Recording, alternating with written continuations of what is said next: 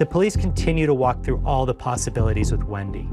Wendy does not hold back in this interview. He never hurt me physically, but he was emotionally abusive. Okay. And I didn't tell most people that, so all most people know is it just didn't work out. Do you know anybody that would have a beef against your ex-husband? She has to tell her mother that her ex was murdered. Danny has been shot.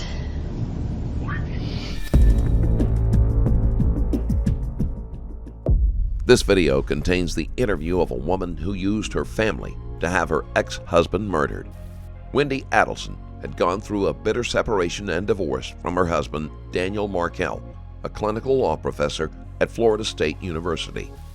The couple shared 2 sons, and after the divorce, there was an ongoing battle over custody. Adelson wanted to relocate to the Miami area, and Markell refused, not wanting to limit the time he was able to see his children. Adelson was vocal about her displeasure of the situation, and naturally, her family was on her side. Her mother, Donna, and her brother, Charlie, were particularly determined to help her at whatever cost. Mother and son began to seriously plan ways to get rid of Markell, and Charlie soon brought his girlfriend, Catherine McBonna, into their plot. Using her as a middleman, Charlie Adelson contacted Sigfredo Garcia and Luis Rivera and hired them to kill Markell. On the morning of July 18, 2014, the 2 men stalked Markell as he ran errands before returning home, where they shot him in his driveway. Markell was critically injured, and his slim chance of survival dwindled when a dispatcher mistakenly classified the call as less serious than it was. Markell was taken to the hospital, where he died the next morning. I just listened to my voicemail. What'd you hear? Who was your voicemail? It's from Lisa Carey, who is my real estate agent, or who I had gone with to find a house. She just said she was driving around town and she heard there was a shooting on Trescott. Yeah, that's what this is about. I'm sorry you had to hear it that way. I'm sorry, I didn't know if I should. It's all right, just leave it there. Is it still on? It's right there. Do you want to just hit play again for me? Sure.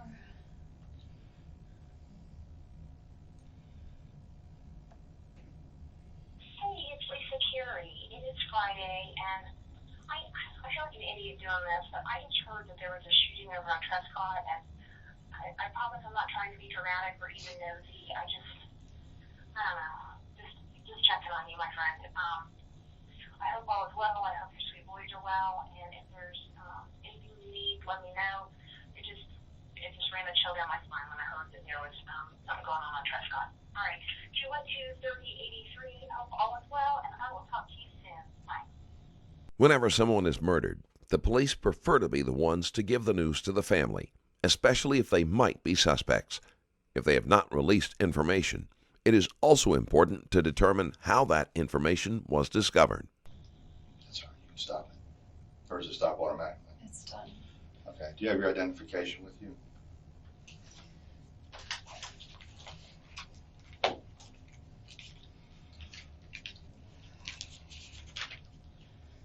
So you never took the last name of Markell? No. Adelson.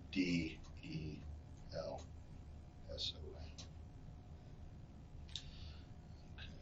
Wendy with an I. Joe. All right. There was a shooting at your home, or your ex-husband's home, at 2116 Trescott. Okay. Your ex-husband, Daniel, all right, has been taken to the hospital. He's not going to survive. Oh my God. Okay. Adelson had a poor relationship with her ex-husband, but that does not necessarily mean that her reaction is contrived. When a tragedy occurs, feelings of grief can overwhelm animosity And Adelson also knows how this will affect her sons.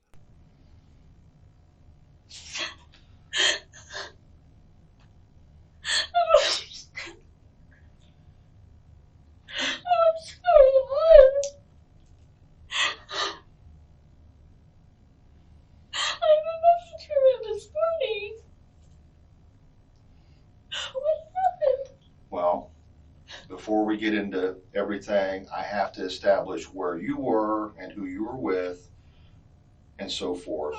Okay, and then once we've established all that, I can give you more details. Do you understand why I wanted you to come here before I discuss this?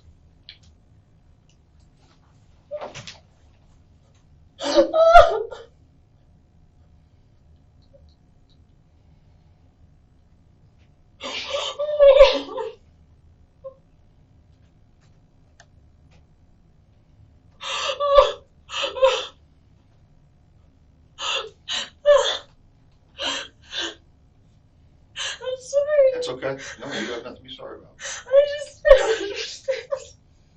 How could this happen?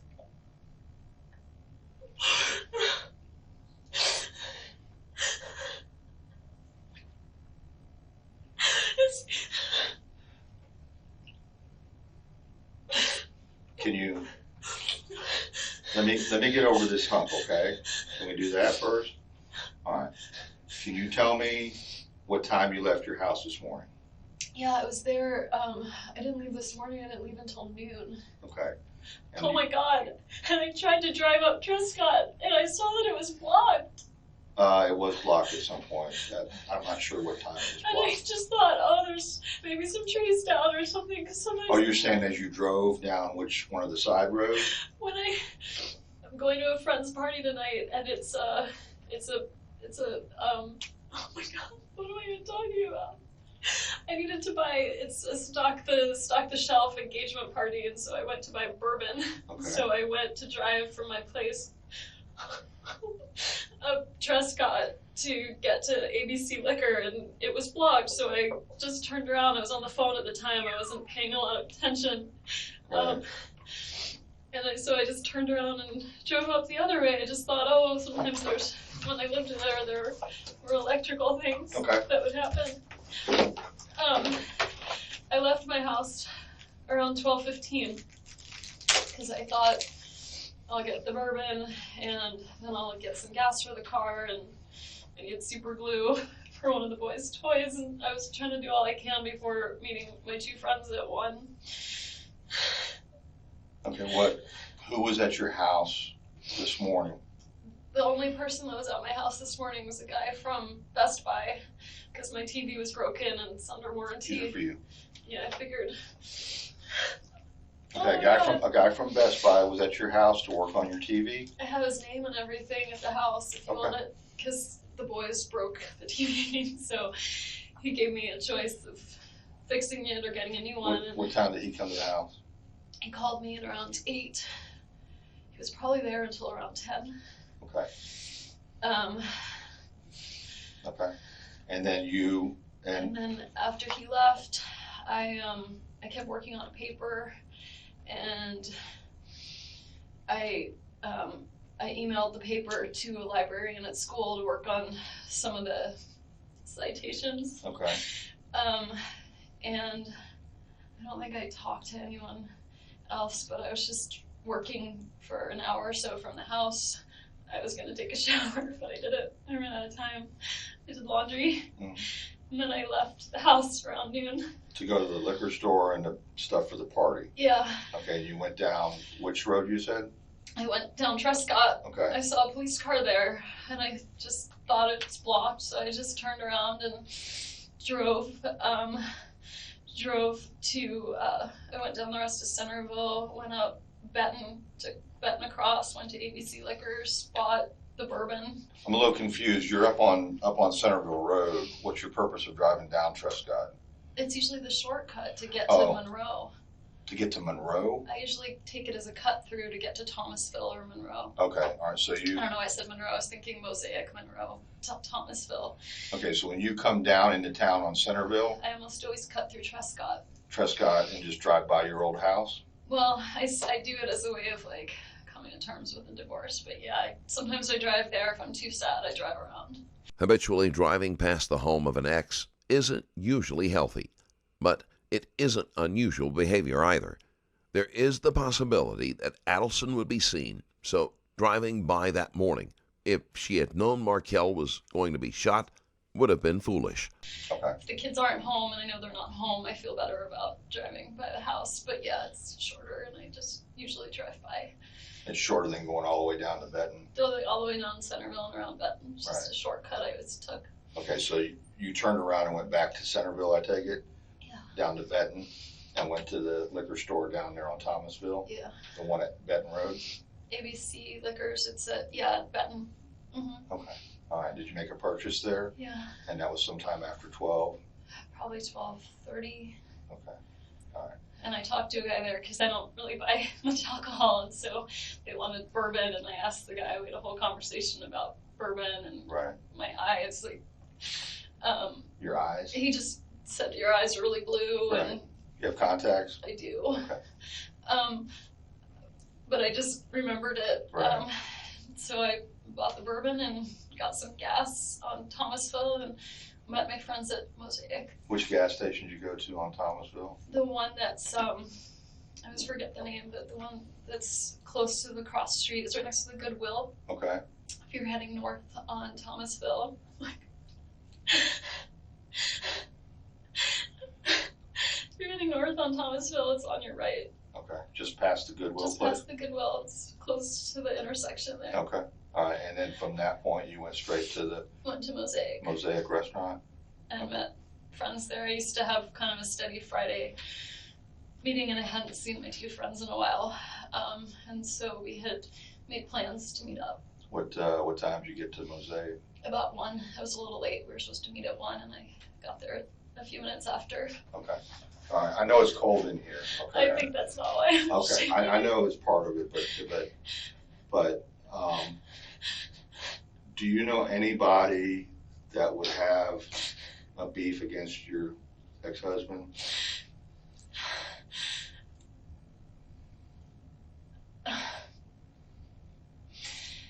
He's, oh God. I hate to ask it now, but I have to do it now. You understand, right?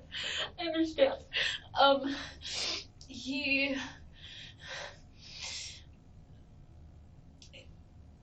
had friends. He always meant well, but he would sometimes rub people the wrong way. Okay.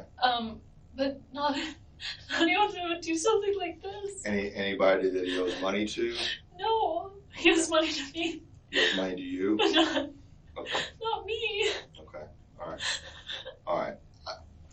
Oh my God, we're poor kids. Oh,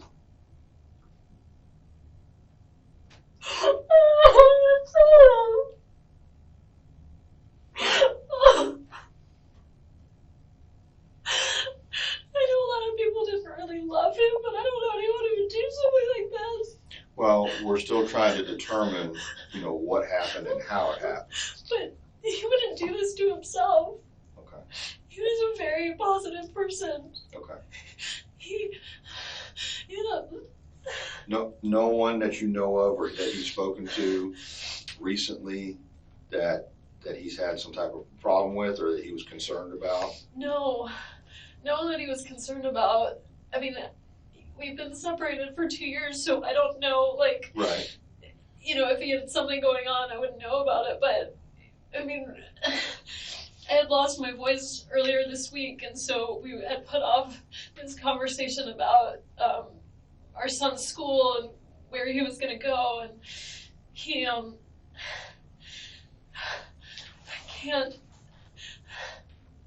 know a lot of people didn't love him, but not anyone who would, hate him. He meant well. Everyone that knew him knows that he means well, but he can be a little, argumentative. Right. But not, he didn't owe anyone money. He didn't do anything except work and take care of his kids. He wasn't involved in anything bad. Okay. I can't believe this is happening. I know. And he was a professor at the law school, is that correct? Yeah. Okay. And your divorce has been 2 years, or the total separation, I'm assuming? Total separation's been 2 years. Our divorce was finalized last summer around this time. Okay. He wouldn't do this to himself. He has a girlfriend now. Do you know his girlfriend?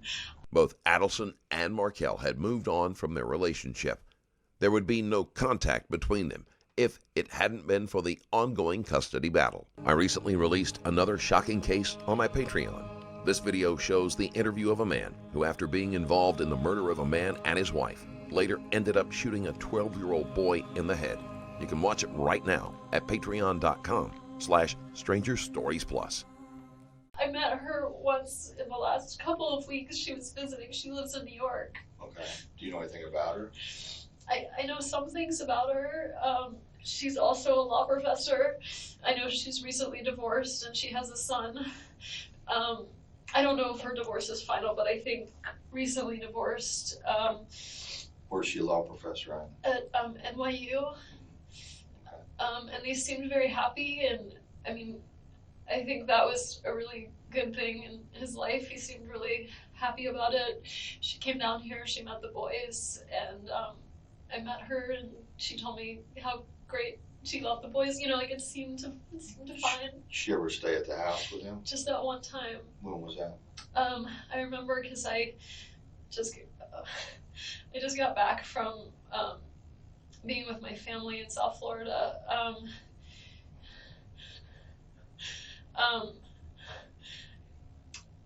Sorry. It's okay. You're doing great. So what date was it? I went with my family. It was my dad's 70th birthday, and we went home for it. So his birthday was the 5th. I left Monday the 30th, so she must have come into town Saturday, the evening of the 28th. What month? June? This past June? Just now. So June 28th, and then she was there with the boys the 29th, and then I met her on the morning of the 30th when I picked up the kids to take them to South Florida. Do you know when she left? I could probably find it like in my email and stuff. I think she was here for like one more day, and then Danny went up to New York because I was with the kids in Miami for a good long while. I was there. I drove back July 10th, so I was there almost 2 weeks. And so I think he went up the next day. Okay. Do you know her name? I do. It's Amy Adler. Oh my gosh. A-D? A-D-L-E-R. And she's a professor of law at Yeah. NYU?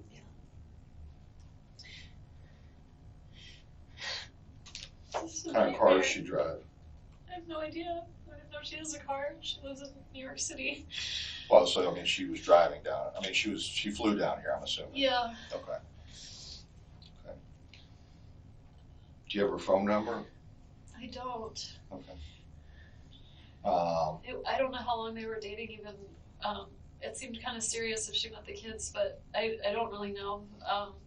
He's been going up to New York for like conferences and stuff since Lincoln was about a few months old. So he's been going up there 3.5 years. So my guess was that they might have known each other for a long time, but have been dating. I don't know how long. Well, let me ask you something. Does his relationship with her have anything to do with your all's divorce? No. No, it had nothing to do with No. an extramarital affair or anything? No, but the only thing I'm thinking is Amy. I don't know what Amy's full divorce situation is like. So if you're gonna think of someone who's not thrilled with Danny, I don't know how happy her husband or ex-husband is with the situation. Do you know anything about him? I don't know anything about him. So you know Amy Adler, she's a professor at NYU. She was down here from the end of June through the first part of July. I think just a few days. Right. Yeah. As visiting, but he'd been seeing her when he goes to New York on these conference Yeah. trips. Well, he's in New York in the summertime, we have a week on, week off schedule with the boys. So whenever I have them for a week, he goes up to New York for a week. So he's been spending a lot of time up there. Did he relate to you that he'd been seeing her up in New York, or that's where they met, or anything of that nature? He didn't tell me about it, but I feel like he was pretty vocal with the girlfriends and people probably since December about her being his girlfriend. So, okay. Who would be his best friend? When we were still together, he had two best friends. Neither of them are in Tallahassee. Okay. Oh my God, I'm completely blanking on their last names right now. That's There's okay. Matt Price. That was his best man at our wedding. And Josh Berman, who Matt is in DC and Josh is in New York. Actually, he has a friend. I don't know if they're so close, but he and the boys sleep over at their house a lot. They're in Cairo, Georgia. Okay. That's probably his closest friend here. Do you know his name? His name's Alex Greenberg. Markel was doing well with all of his other relationships. Adelson's family were the only ones who had cause to wish him harm. He's a veterinarian in town, and they've got kids around the same age as our kids. He's a vet here in town? Mm-hmm. And I think Do you know they're where his close. office is? I don't. Maybe in Cairo. Oh, he doesn't have office in Tallahassee. I don't think so. He's a vet in Cairo. Their house is in Cairo. His wife is a dentist. I don't know if her practice is in town or in Cairo either.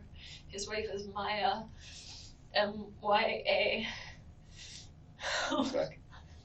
You're being very helpful. Okay, I know it's hard. I'm trying. I just You're doing can't fine. believe what's happening. You're doing fine. I know it's all the shock. I know it's coming to you all at once.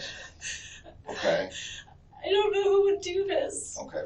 Well, it appears from what we've seen so far that someone intentionally hurt Danny. Okay, intentionally. Okay, I don't You think. don't know who it is. No. And I don't What if think. they come after the boys? I don't think that's going to be. I have no indication at this time that that's a threat. Okay, but the boys are going to stay with you. You're not going back over to Trescott. Okay. No, I don't. I don't live there anymore. I know you don't. But the boys are going to stay with you. Okay, and they'll be fine. I don't know if I can take care of them like this. All right. Where's your closest family at? My family actually just talked to my brother this morning. My parents are in Coral Springs. Okay. And my brother, I have two brothers, but I'm very close to one of them who is in Fort Lauderdale. Okay. All right. So that's where you're from originally, I take it. Yeah. Okay. All right. His family's in Canada. Did they know? Did you tell them? No, they haven't been notified Oh my yet. God. His parents are gonna be devastated.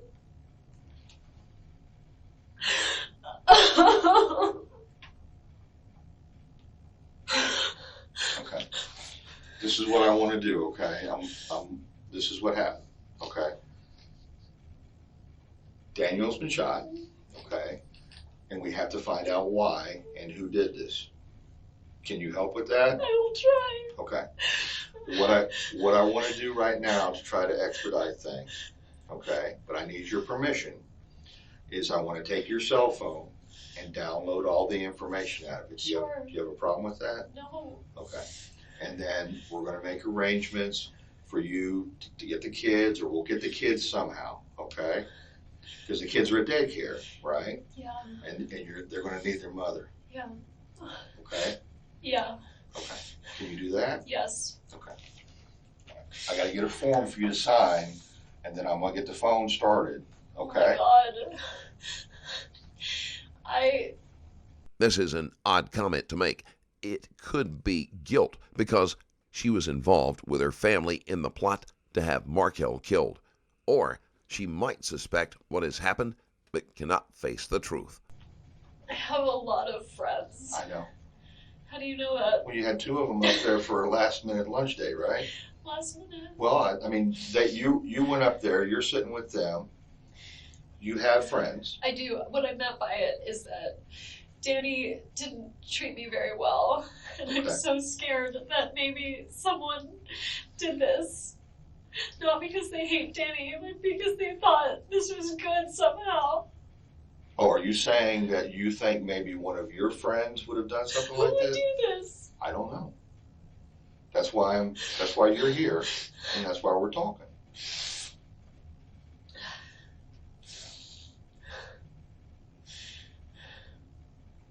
Would you ever ask someone to do something like this? Not in a million years. Okay. Do you think someone would do this for your benefit without asking you? No.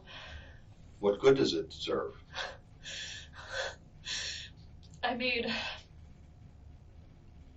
my brother, the one, his name is Charlie, the one I'm really close to, he makes a lot of jokes in bad taste, and it was a joke he made. He bought the TV for me this morning that got broken, and I was talking to him about whether it made sense to pay to fix it or whether I should get a new one, and it was always his joke that, like, he knew Danny treated me badly, and it was always his joke. He said, I looked into hiring a hitman, and it was cheaper to get you this TV, so instead I got you this TV. I mean, he would never.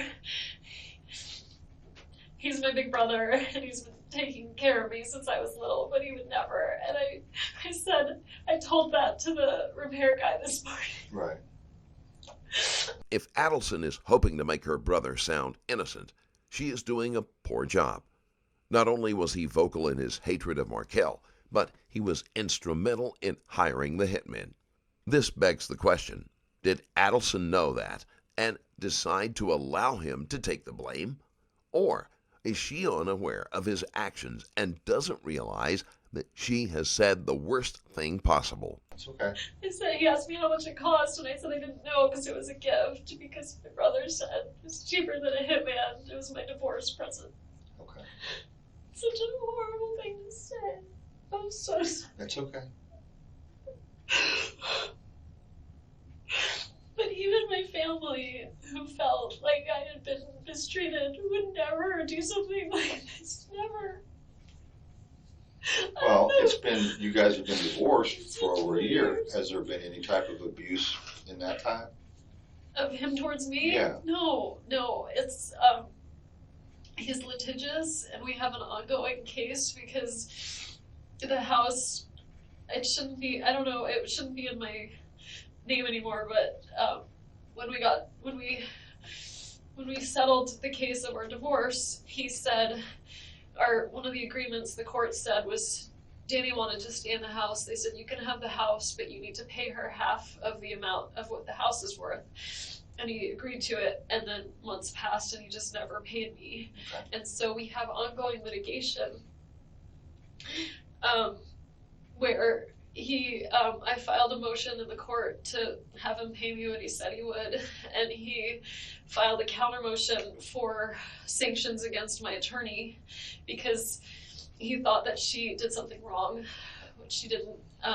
But so, I mean, she withdrew from the case and was going to serve as a witness. So she's not going to lash out at him for it. She's using the legal process to do it.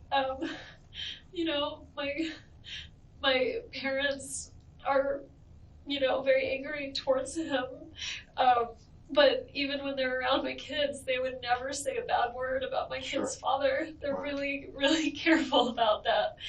They just like him, but they know he's the father of my kids. They would never do that. Right. I don't know who would be angry enough with him Well, that's what I have to find out. to do something like this. The brother that you're real close to, I have to do a lot of elimination at the same time. The brother that you're really close to, the one that joked about the TV and everything, what'd you say his name was? Charlie. Charlie, and he's in Fort Lauderdale? Yeah. Okay. Tell me what kind of car he has.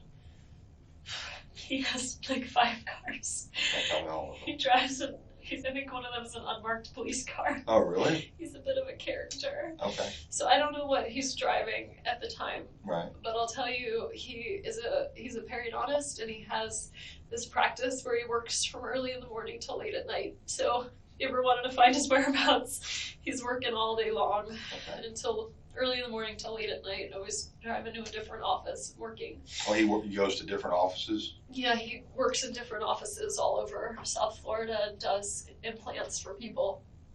And he works really hard all the time. He has a girlfriend, so he's pretty much accounted for all the time. Charlie, is that his first name? Charlie's his first name. Not Charles? I think Charles is his legal name. No one calls him that. What's his last name? Adelson. What's his middle? J-A-Y. Same spelling, Adelson. Yeah. Okay. Oh my god. What? What? Oh my gosh. I What? can't believe this is happening. Okay, all right. Let me go get the form for the phone. Do I need to be read my Miranda rights or something if you're gonna look at my phone?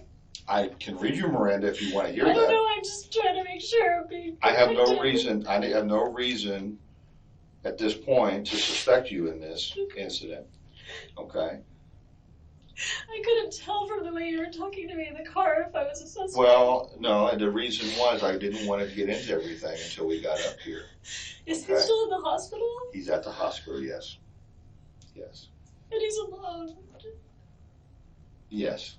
And nobody knows he's there. Well, you know now, and while I'm going to get this phone taken care of, I'm going to have a victim advocate come in here, and hopefully you can supply her with his parents. Oh my god.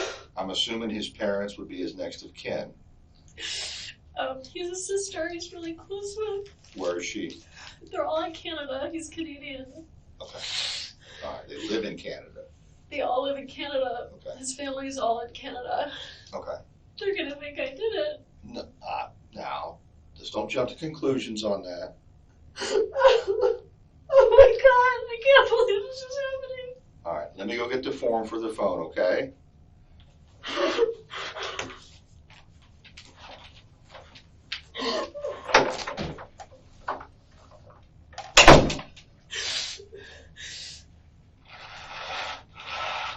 Oh my god.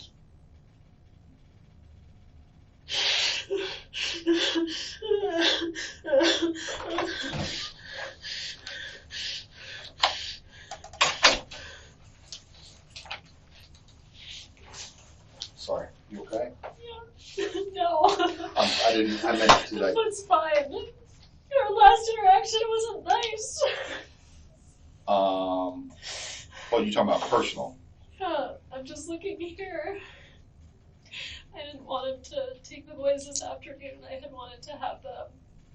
And I talked over with my brother and realized, just their dad wants to take them swimming. It's not worth getting upset over.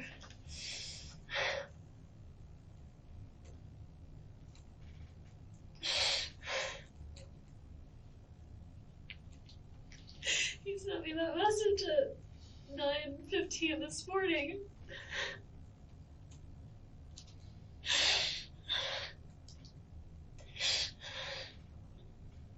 You were telling me before, when we were riding up here, that the agreement was that you're all going to have some type of phone call at 11:15 this morning. Is that correct? Well, not exactly, just that we needed Okay. to have the talk at some point before, we have to decide before Monday what to do about his school, where Ben's gonna go to school, and he said, I'm gonna be done. I thought it was 11:15, but when we listened to the message, it was 10:30.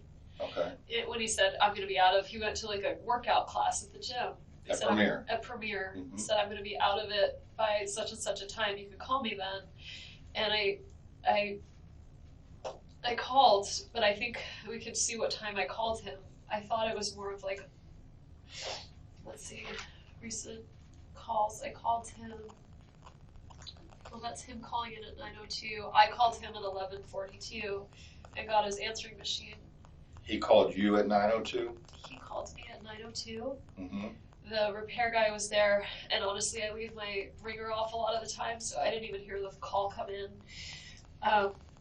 He left me a message. I called him at 11:42, and left him a message,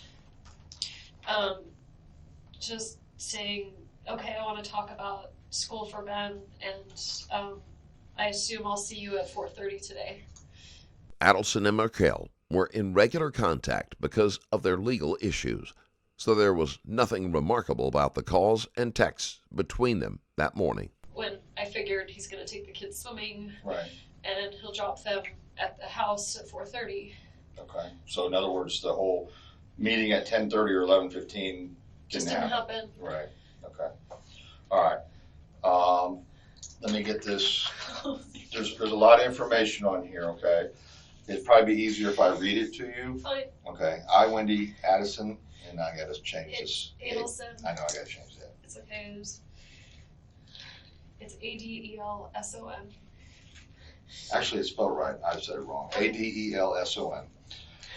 Do hereby authorize and give my permission to investigate Adelson, who has identified himself to me as a law enforcement officer with the necessary assistance of a digital forensic examiner to make a full and complete search of my cell phone or other digital media, along with data located on additional data sources, locations such as connected to at and were at the Tallahassee Police Department. That's the address. I have been advised that law enforcement are engaged in investigation concerning an alleged violation of federal or state law pertaining to a shooting incident. I do further authorize and give permission to take from my cell phone located at 230 47th Avenue. I'm sorry, is that the police station? That's where we're at right Okay. now. Yeah. Computers, cell phones, computer peripherals, digital media data, which may or may not have a connection, value, or relevance as evidence in said investigation. The above law enforcement officer has fully and fairly advised me on rights as follows. I have the right to refuse consent of the search of my property. I have the right to consult with an attorney or any other person of my choice prior to giving them consent and permission to search the above described property. Any cellular phones, computers, computer peripherals, and digital media or data, along with any data located on these items or on additional digital storage locations such items can connect to, found by said officers in the course of their search, can be used as evidence against me or others in a court of law. I fully understand and appreciate these rights and wish it be specifically understood that I'm hereby giving consent permission to conduct the search of the cellular phones, computers, computer peripherals, and digital media data, along with any data located on any additional digital storage locations such items can connect to, solely because of my desire to freely and voluntarily cooperate and assist in this investigation. I have not been promised anything or been threatened or coerced in any way, nor has any inducement of any kind been held out to me in return for this consent and permission to search.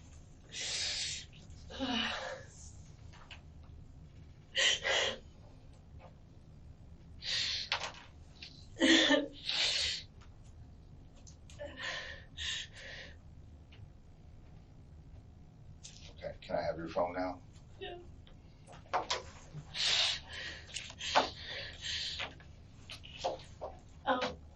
Stupid question, but Go ahead. are you gonna give it back? Yes, Okay. yes. I feel like I need to tell No, my you're gonna family what's going on. No, you're gonna get it back. It's just I'm trying to expedite this now so I can get it back to you sooner. I understand. Be right back.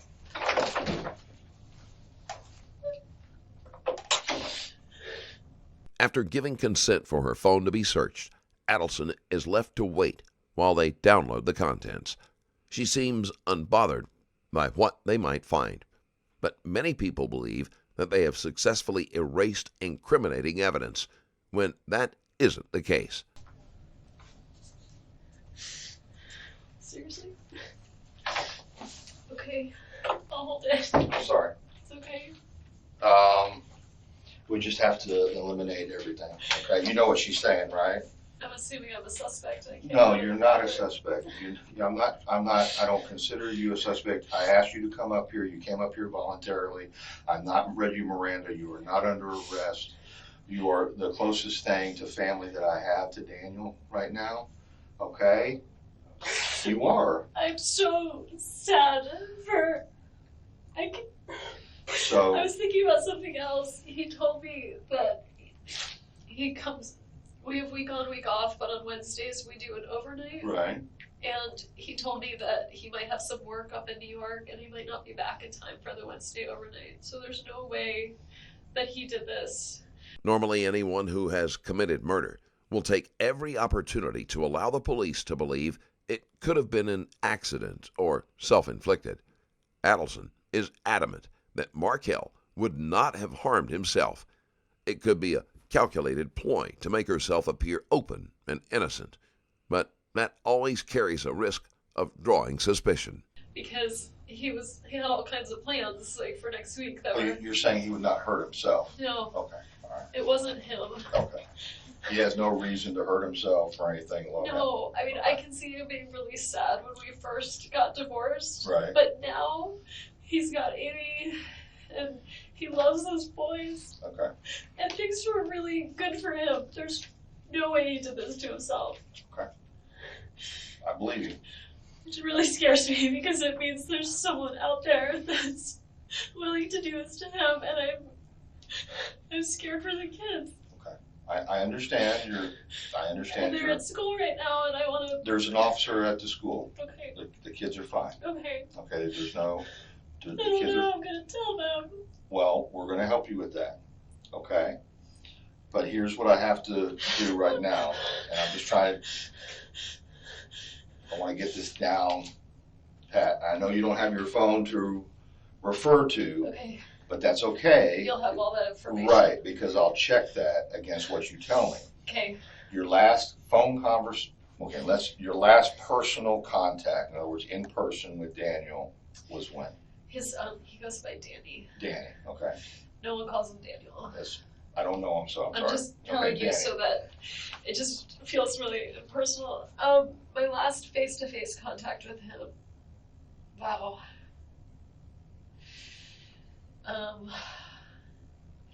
We do a lot of, like, leave-off pickup at the school, right, where one of us will take the kids to school and the other one picks them up. When was the last time I saw him? I definitely saw him when I picked the kids up.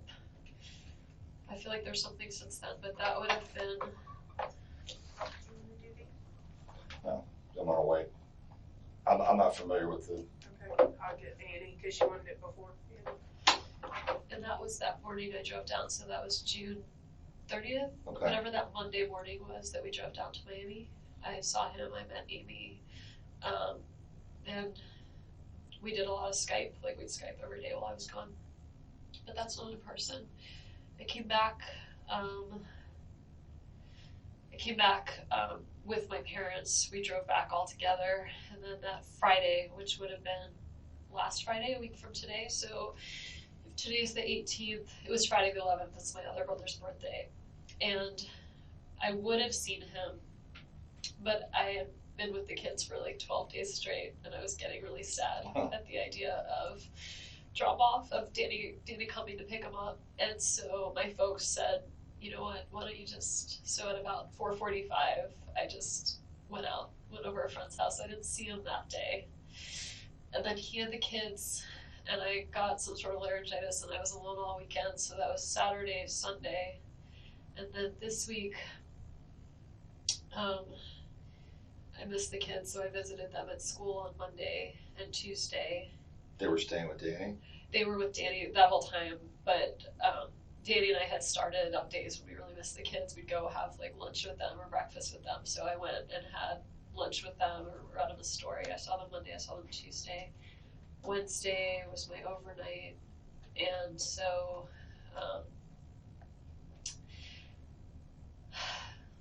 so that was Wednesday, and then he had them Thursday was yesterday. Yeah. So that was the last time I had face-to-face contact with him. Was? June 30th. June 30th, okay. And then yesterday, y'all were conversing on text about this phone call or about this discussion for Ben. On email, I think, Okay. about, we'd both spoken with an administrator at the school, and so yesterday morning I emailed him and said, I'd really love for him to go to this school. I think we should accept it. Here's why. And then I asked him a second question about Ben's birthday coming up, because I didn't have Ben on his birthday, and he wanted this Lego thing, and I wanted to make sure that no one else got it for him. So I asked him if he was going to do a party for Ben, so I knew ahead of time whether people would be bringing presents or whatever, and so I knew whether he would have gotten it from someone else or whether I should buy it for him. And he wrote back and said, "When your voice feels better, let's talk," because my throat was really hurting. He said, let's talk. We need to work this out for Monday. And I sent him an email. You'll see it sometime this morning while I was home working on my paper that said, okay, I'm ready to talk whenever you are. I don't know what time I sent it, but if I called him at 11:40, it was either before I called him, because I thought normally he would have called. Okay. Like when he said I'm done with the class at 10:30, and I had said, okay, let's talk, and then sent him a call or an email, like, I thought it was weird I hadn't heard from him, but I just thought, like, oh, maybe he's busy with something or showering. Or... But he told you at some point that he was going to premiere this morning. Yeah, no, that phone message says I'm going to premiere, I'll be out 10:15, 10:30, and so you can call me after that. When did you receive that phone message? Maybe after the repair guy left, so maybe at like, this morning, like at 11-ish or something. Okay. The contents of the phone corroborate Adelson's story. She assumed Markel would not be home at the time, and sending the hired killers to sit and wait for him would only have drawn unwanted attention from the neighbors. All right. So you're at your house with the repairman. He leaves. You go back to working on your papers, and then you leave your house around noon, drive down, Trescott's blocked, you turn around, you go back around on Benton, and then you go There's to a tree. Right. Pardon? I thought it was like a tree that fell down or something. Right. So. I didn't even think, like, that's the house. I saw a few houses blocked off, and I'm sorry, I'm wasting time. No, you're not wasting my time. I think I asked you before, you don't have a number for Amy. You do not have a contact number for her. But you know she's a professor at NYU. Yeah. You know that her and Danny have been seeing each other, and that she stayed here from the end of June to the 1st of July. Just at least 2 days, maybe. Yeah. And she met the children. Yeah, she met a few friends in town too. And you don't know anything about her ex. No, I know she was married. Right. And she has children. She has a son. In New York. In New York. Okay. She's a son. I think he's 14. Okay. Do you know how old Amy is? She's 50. She's 50? Yeah. She doesn't look 50. She's very beautiful. She is, not that you can't be beautiful at 50, but she looks really young. She's very pretty and accomplished. And you know her date of birth? I only know that she is 50. I don't, because I was looking her up one time, feeling. Oh, okay. Okay, so she's 50. She goes by Amy Adler. Her middle initial is M. M. Okay. So that, like, if you looked her up, oh my God, if you looked her up on the law school website, you'd find her that way. Okay. Her brother's he's like a famous fashion designer, so I think they spend a lot of weekends like in the Hamptons, and she lives in the city and lives like, good life. Okay. You gave me a name of Matt Price, who's in DC. That's his best friend. Is that an attorney? He's an attorney, yeah. I'm sorry I have to deal with so many lawyers. That's okay, I'm used to it. I got to deal with the state attorney's office, public defender's office, private attorneys. The only time I've ever been in this, I represent victims of crime. I represent immigrant victims of crime, so it's the only time I've ever been in this building. Is advocating for my clients. And the other friend? The other friend is Josh Berman, also attorney. He's in New York City.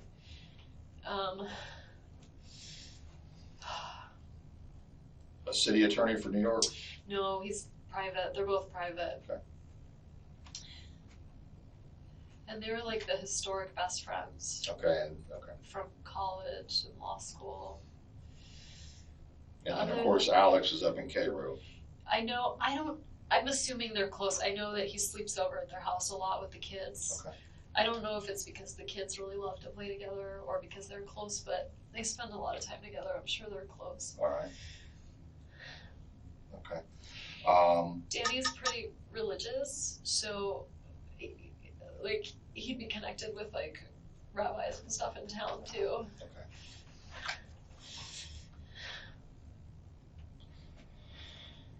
Okay. All right. Which synagogue does he go to? He goes to two. The one he's most strongly affiliated with is Shomrei Torah. And by the way, if you get a nod that I can't use the bathroom, I could really use it. So I'm going to make that I'm happen not right going now. to die, but if I could just, that'd be great. None of the names mentioned had any connection with the case. Many did not even know Markel personally, but given the strong negative feelings that they may have had, the police would have had to rule him out one by one. All right. His parents and his family, do you have contacts for them in your phone? I have contacts for at least one of them. Okay. I think I've been recently deleting them just because they don't call me. But at least one of them, I can tell you his, like, I don't know whether it's his dad's name. His parents were actually recently divorced. Okay. We'll get the phone back. You can supply those numbers. Okay. All right. And then we'll attempt to contact them. Oh my God. Find out where they're at least in Canada. It's just the worst thing you could have happen. Now I gotta ask you something. Okay? Yeah. Do you own a gun? No. Have you ever owned a gun? Have you ever fired a gun?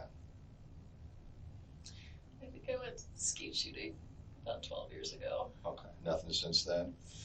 Does Danny own a gun? Not that I know of, but maybe since I left. He didn't own a gun when I was with him. Never had a gun around, or No. did he ever talk about buying a gun or anything? He would talk about it, but he's a criminal law professor. Right. So sometimes he would talk about things just like Okay. to have a discussion about, like, Okay. should we have a gun in the home? Is it dangerous? Right. As far as I knew, there was no gun in the house. Okay. You don't know anybody that he owed money to? You don't know Just anyone? me. I know, besides you. But that was under court order, I'm assuming. It's, yeah, and we have lawyers, and he very much respects, as do I, the legal system, you know, Right. so it was working its way through. Okay. But anyone he owes money to, I mean, he doesn't gamble, he doesn't drink, like, he doesn't have any vices, he doesn't Right. do anything weird. I can't imagine. I mean, I think he annoys people with his, like, legal academia, but I think, like, in the ivory tower here, not like, I don't think he owed money to anyone, I can't imagine. Okay. I mean, unless you have something I can't think of, I'm looking for some reason that someone would want to hurt him.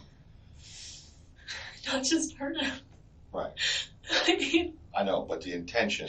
I could see one of my friends wanting to shake him, Right. but with a gun. Right. No. Everything leads back to Adelson and someone who might have been acting on her behalf. On some level, she seems to be aware of that, and that frightens her. I don't know who would do this, and I'm very scared because I don't understand why this would happen. He and I got along fine for the sake of the kids. You heard the messaging. It was like, well, maybe we'll just take a walk around school. And Right. I mean, I found him hard to be around, but so did a lot of people. They all knew he meant well. He was a decent, good human being. He wouldn't hurt anybody. He would never do this to anybody. I don't know who would want to hurt him like this. I really don't. All right.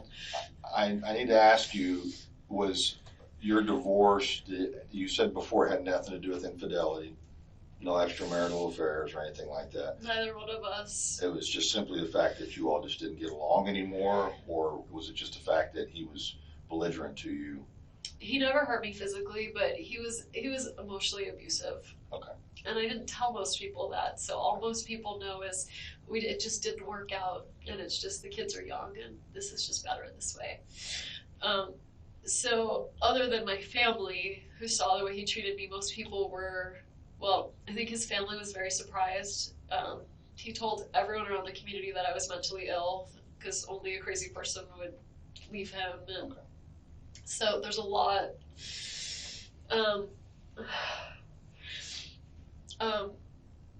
But you know, who would, yeah, so that, I mean, that's it. The circumstances, plain and simple, where it just wasn't a really healthy marriage, and I thought it'd be better for the boys if they didn't grow up thinking that's the way you treat women. But he didn't hit me, he didn't hit them, he didn't have a drug problem, he didn't gamble, he didn't cheat on me, I didn't cheat on him. There's no other, I keep thinking the only like unknown I can think of is like Amy's ex-husband. Like, is he still in the picture? Is he upset? Right. Danny, I defriended him from Facebook because I found it too upsetting to like see intermittent pictures of the kids. But I wonder, he's very, very public on Facebook about like where he is, when he's traveling, where he's going, and so I wonder if he's got pictures up of him and Amy, and if there's a jealous ex-husband in the... You know where this ex-husband would be? He'd be in New York too. Is he also an attorney? I don't even know his name. Okay. I just know when Amy came down here, they went over a mutual friend of ours. It's a guy that works at the law school. This guy Jay and his wife Dory is a good friend of mine, and they have kids, my kid's age. And I said to her, I remember saying, so what's she like, you know, like she met her before I did, and she said, you know, she's really nice, and she's, you know, very sweet, and she's recently divorced too, so she knows how awkward all of this is to meet the new person. Okay. I don't know, and I'm scared. Okay. Have you had anything happen at your house? No. Nothing? Uh-uh. And the information for Best Buy, for the service tech that was there, that's at your house? Mm-hmm. Okay. I'd be happy, I mean, if someone wants to we'll back get with that. me. We'll get that. And that was basically from when he came out there to serve, well, I guess to replace the TV. He came out to fix it, and then told me that what was wrong with it wasn't fixable. Right. And so I called Charlie to find out, should I buy a new one or should I fix Right. this one? And he was like, just buy a new one. And And once he left, do you remember what time the serviceman left? probably around 10, 10. before 10. Okay. And then I left by 12. But between that time, between 10 and 12, you were by yourself working on your papers and stuff. Yeah. Were you doing it on papers or computer? It was all on computer. Okay. And that's what I was thinking. I was like, I sent some edits in to someone at the law library during that time. Okay. I called a few friends. I sent some texts. I mean, all of that'll be On the phone? on the phone. Or did you call from your house phone? I don't have a house phone. Okay, you use all your communications is over your cell phone? Yeah. Do you have more than one cell phone? No. Those calls could have been made from any location, but that will be easy for the police to determine now that they have access to her phone. All right, I'm going to introduce you to a victim advocate. She's going to be very helpful, and she's going to, once the phone comes back, she'll get the numbers for his folks. You're saying everybody's in Canada, is that correct, on his side of the family? His family's in Canada. Okay, Alberta, No, Quebec? his mom and dad, his immediate family is in Toronto. Okay, His like aunts and uncles and cousins are all in Montreal. Everyone's English speaking. okay. Any family no family in the States. They're all in Canada. And that's where he's from originally? He's from there. He came here for college and never left. So he's 41 and he's been here since he was 18. Did he go to FSU for law school? No, Okay. Where did he go to law school? Harvard. Harvard, okay. And then he got a position as a professor. We moved up here for his job. So you were in New York too? No. I've never lived in New York. Oh. I was actually at University of Miami going to law school. We met, we got engaged, and then I was going to do my last year of law school up here. So in 2005, we moved here. He was a professor and I was a student for one more year. And then we moved back to Miami for a year, and then we moved here for a year. The reason why I say his parents are going to say I did it is because after we got divorced, I wanted to move to South Florida. And I filed a petition to relocate in the court, and the court said no. So Because of the kids? So you can always leave, you just can't leave with your kids. So we're in Tallahassee because of Danny's job. So He taught at UM before he came up here? he didn't. He had that year at FSU, and then UM said they wanted to hire him, so I worked there for a year. He worked there for half a year. We commuted back and forth to FSU, and then UM didn't hire him, and so we moved back to FSU, and I've been here since like the 07 school year. All right. I'm gonna go get the victim advocate, all right, and introduce you to her. And as soon as we get your phone back, I'll probably want you to show me some of those text messages. I know it's gonna be on the record, Okay. but I may wanna ask you that. And then we'll try to get everything expedited, so you can be there when your kids get picked up from school. Right, because the alternative would be like a police officer. Yeah, we don't wanna That'd be do scary. that. I want you to come pick them up. Instead of a police officer, if it can't be me, I'd rather it be like a family friend or something. Well, we could do that too. Okay, if I'm you'd just rather. saying, like, Yeah. I do not want, I think they'll get really scared. If No. the All officer the officer's done is checked on your children and Okay. made sure they're at school. We just had to find out where they were and where you were. Okay? Yeah. All right. I'll be right Okay. back. Okay. Adelson is concerned for her children, but she has not used it as an excuse to be released. She doesn't seem to be bothered by being questioned at all, which means she is either confident in her innocence or her story holding up to an investigation. I'm trying to keep you informed as much as possible. Thank you. I'm trying to be in a bunch of places at once. My grandmother once said you can't have your tuchus in two places at once. So it's hard That's to true. do. That's true. I'm losing my mind over here. Okay, this is the thing, all right? I'm my understanding, okay, I'm gonna give you let me do it backwards, because this will be easier, or not backwards, but the other way. Is he still alive? Clinically, he's not gonna live. What does that mean? He has he a brain severe, dead? yes, he has a severe brain injury. Someone shot him in the head. It's apparently there's too much damage to recover from it. Okay, that's why we need to get a hold of His his family. parents. Right. I don't know what his I don't know if he has an advance directive or Right. what he would have wanted. He once told me that he would want we joked, I said I would want to be like, if I have an advance directive, I do this kind of work, I run a medical legal partnership. Like, I once said if I ever was like brain dead, I would want to be like, I'd want the plug pulled. Right. And he said he would want all efforts made, like he would be cryogenically frozen, like he wanted every single effort that could be made to keep him alive. I know that much. My understanding, and that's what we'll have to get a hold of the family as soon as possible, but my understanding is there's irreparable damage. Even if Adelson was responsible for Markel's death, there is no way for her to know what condition he is in or what he may have seen. Advocating to keep him alive would not be in her best interest if she is guilty. There's nothing that can be done. I mean, I'm not there, I wasn't there, but I understand from previous cases that the brain, his brain is damaged beyond repair. There's nothing that can be done for that. Is he still alive? Should I bring the kids to see him? No. He has severe facial injury.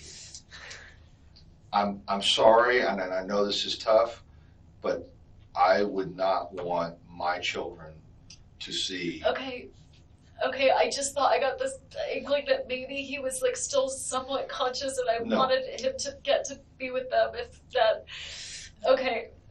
I'm sorry. Okay, I'm sorry about that, but that's Okay. that's the way it is. Like I said, Okay. there's severe injury, trauma. Okay. All right, Is so there someone is there a doctor working on him, or are they just? there's doctors at the trauma bay, the ER. Yeah.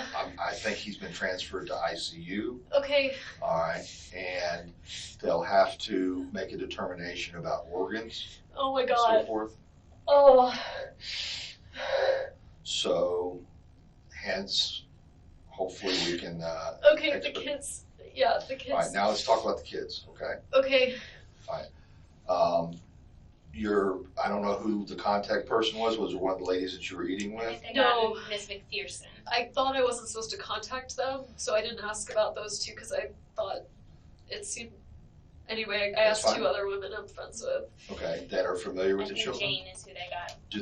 Does the daycare place have to be contacted to allow her to? Oh, I kind of thought I would go with her. Okay, here's the thing, all right. As soon as this phone comes back, Yeah.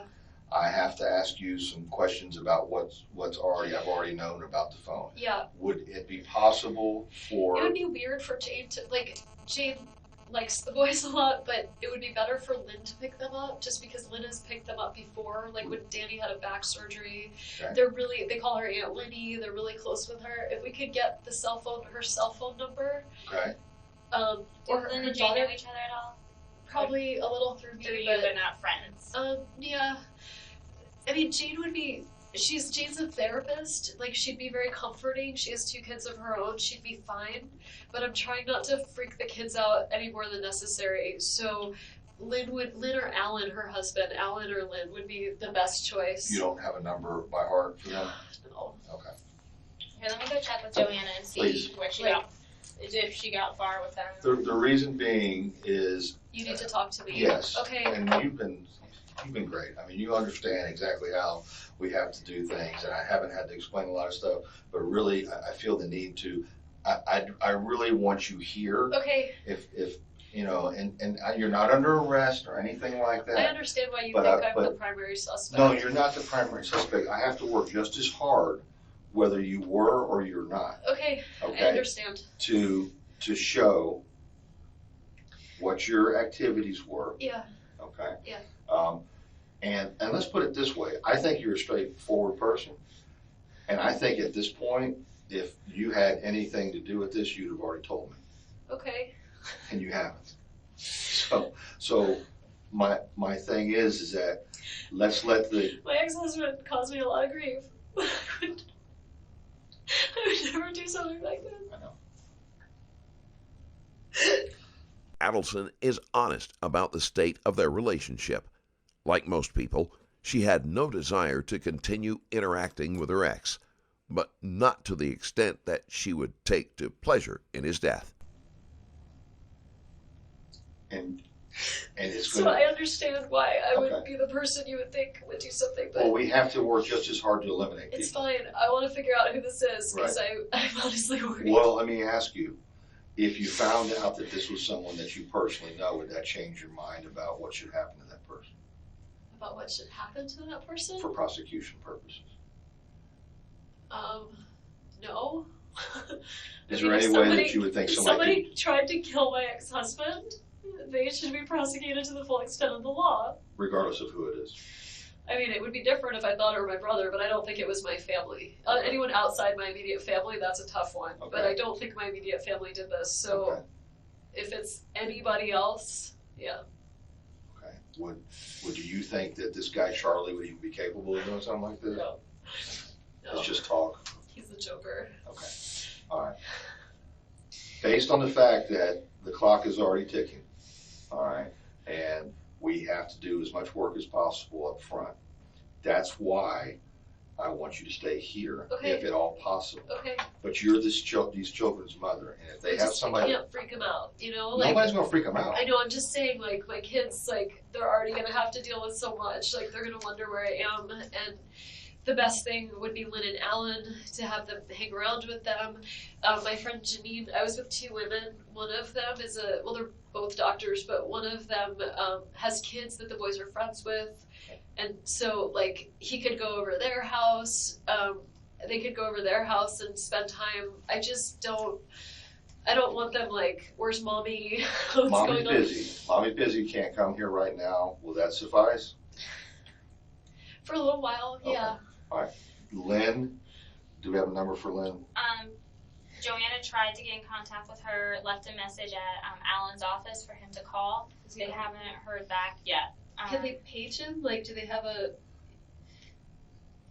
I don't know. Now I know Jane's on the way here,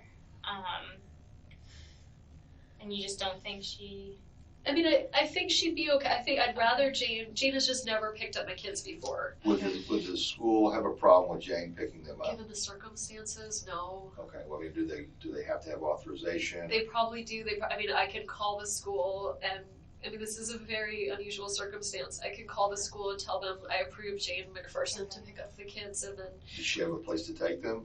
I mean, she has a nice house, a comfortable, like She a willing to do child-friendly that? house. I mean, I know she's on her way here She now. doesn't know so. what happened. I don't think. She Okay. just knows I'm here. Let's get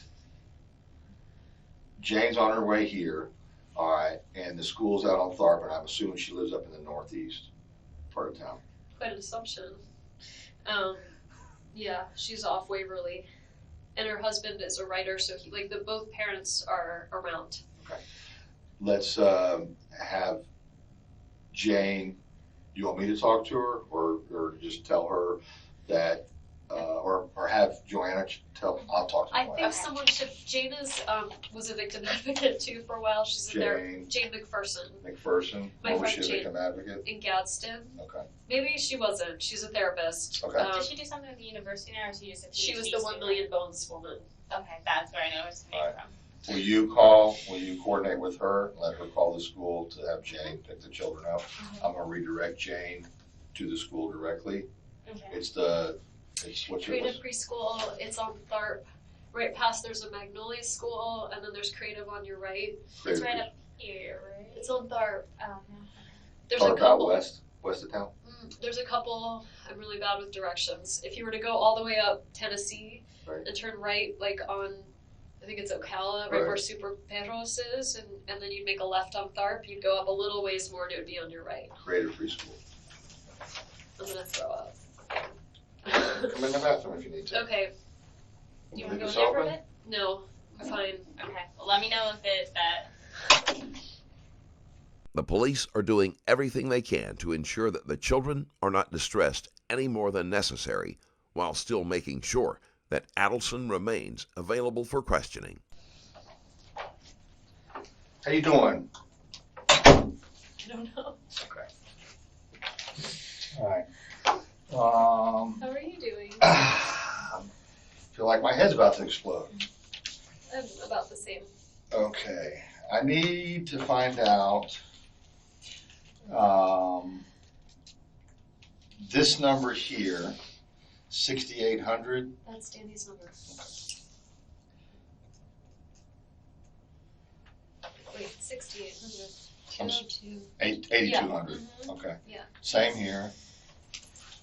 I'm just going through, these are phone calls that you made. Yeah. Charlie's your brother? Yeah.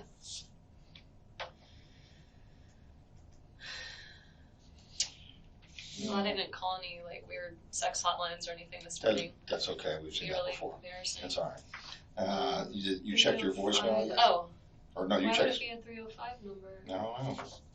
Um, Your number, isn't that you? yeah, that's Cindy? me. Okay, called this number. Okay, that says voicemail. Right. Okay, I I guess don't that's know what voice. that means, but I'm just basically going over this with you to see if you can clear up anything. And of course, this is Charlie, your brother. Yeah. Your brother. Michelle Turner. A friend of mine who lives in Colorado. Renee. Renee's the one that used to be the victim advocate. Renee is a very close friend of mine that is interviewing at FSU today for a position and leaving at 7:30. And if there was ever a woman I would really like to get a hug from, it's Renee, but I don't want to bother her on her. Rita Hinden. That's the mother of my friend Tova Nugget.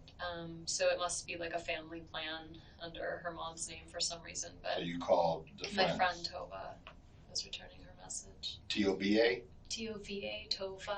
Okay. Emily Benfer. I didn't talk to her. I sent her a text. Okay, I see it. Just sent her I just sent her a gift for her baby, and she was texting me to thank me. Here. We're going to talk about Jeff here in a minute. Yeah. Sorry. Okay. All right. I was just looking to see. Yeah. There's a lot of nothing going on, and then my attorney really wants to talk to me. Okay. Did you hear about that? No. I think it's nothing. It says we Your got attorney for. our divorce case. Oh, okay. It says we got a new judge. Oh, Anyway. okay. All right. Let's. I mean, I didn't know earlier, but apparently you got a guy in your life named Jeff. Yeah. Okay. Tell me about Jeff. I'm sorry, I wasn't trying to hide anything. No, I know you weren't. I just didn't think to tell you about him. So he's been my boyfriend. We've been dating since end of October. Jane actually set us up, which is why Jane thought of him first. And Jane and I had a long talk earlier this week. We went on a walk together and talked about, I wasn't really sure I wanted to continue dating him. We had like a fight at the end of June, and it was weird, and then I went away for 2 weeks and just got back, and I asked him to just no contact for a week just so I could kind of figure out whether I wanted to be with him or not. When did you ask him that? Monday night after yoga. I sent him an email Monday night. Yours or his yoga or both? I don't know what that means. I went to a yoga Who class. went to yoga, together or? Like together. Okay. Some guys like yoga. I'm not judging, I'm just asking. I go to yoga, or I And used Jeff to, goes too? and he would go with me sometimes. So Monday night after yoga, I sent him this past Monday. this Monday, Okay. yes, July 14th. Okay.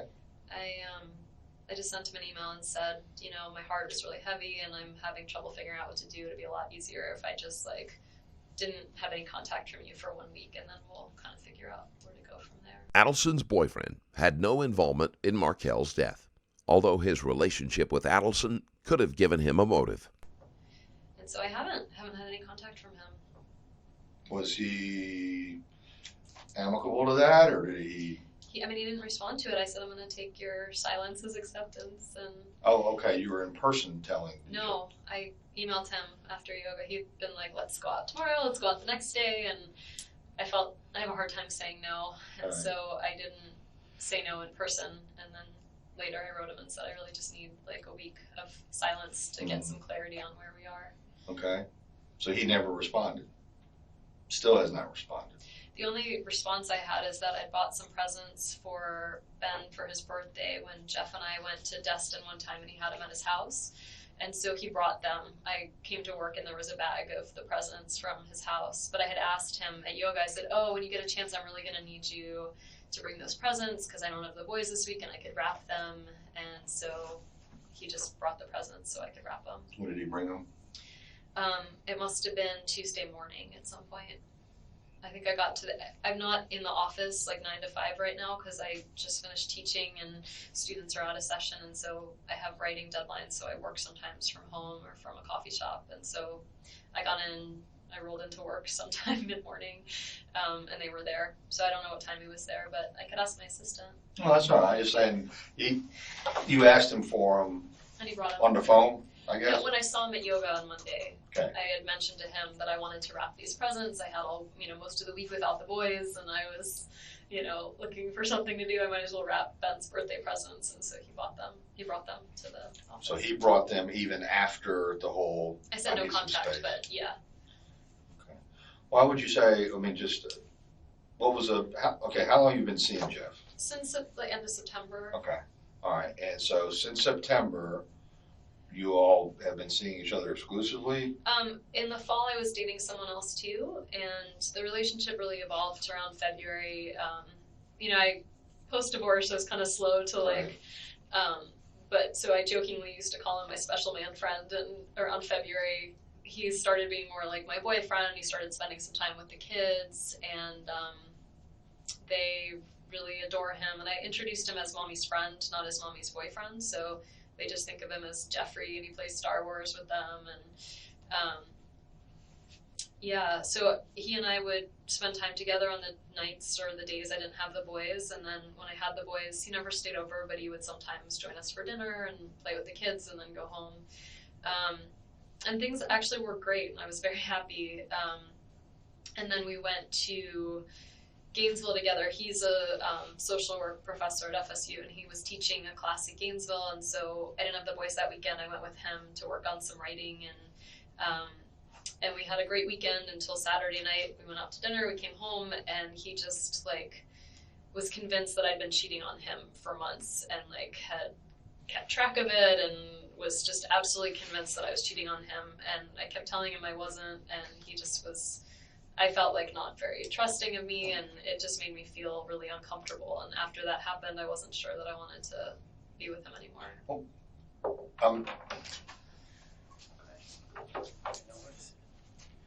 I'm wondering what brought this on, the whole not trusting thing. I mean, I'd been dating someone else in the fall, and so he had asked me, did you see someone else in the fall? Kind of once things were good with us, maybe around April, and I said I did, and I told him about it, and he felt like, I don't know, he was jealous of him, and he was like, I don't want you to see him, and the guy I was dating was leaving town, and so I said, well, I want to, go get coffee with him before I leave town, and he said, like, I really, I don't want you to do that, and we had an argument about it, and I went and had coffee with him anyway, and he ended up at the same coffee shop at the same time and saw us having coffee and got really angry, but When was that? that was May, May. like mid to late May, maybe. Okay. And Well, do you think it was a coincidence, or do you think he intentionally went I to think that? it was a total coincidence. Okay. I was only there for like 30 minutes, and yeah, I think it just is a small town.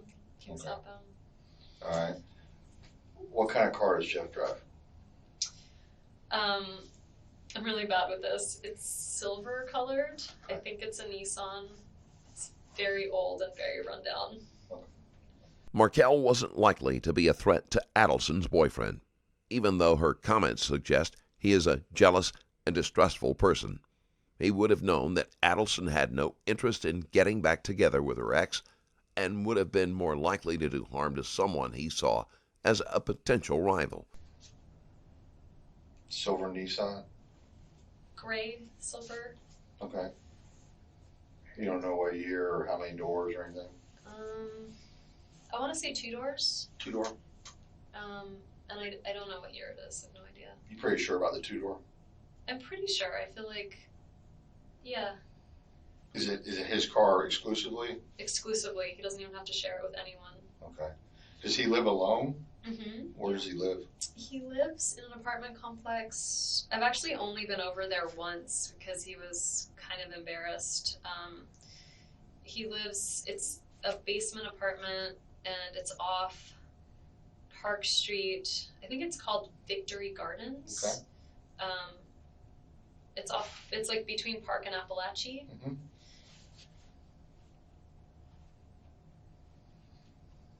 It's off Victory Garden. You don't know the name of the complex? I thought that's the name of it. Is Victory Gardens a road? Victory Garden's a road, yeah. I thought that was the name of the apartment. That's all right. complex. That's fine. Is it closer to Park Avenue, or is it closer to, or is it halfway down? It's if you turn left, if you're on Park and you're heading towards downtown, and if you turn left, it's on your right. Okay. Who are you? I'm sorry, I'm Investigator Cherry. I just got Hi. a couple of questions if I can just jump in Go real ahead. quick. Yeah. Obviously we asked earlier about Danny's passcodes to his phone and his iPad and all his stuff. Yeah. Okay. I can tell you one that he used to have back in the day. Yeah, let me have that one. God, it's the only one I can think of though. It's okay. I know a passcode used to be Meraglim 1. It was MERAGLIM 1. I'm sorry, M-E. E is an elephant. RAGLIM.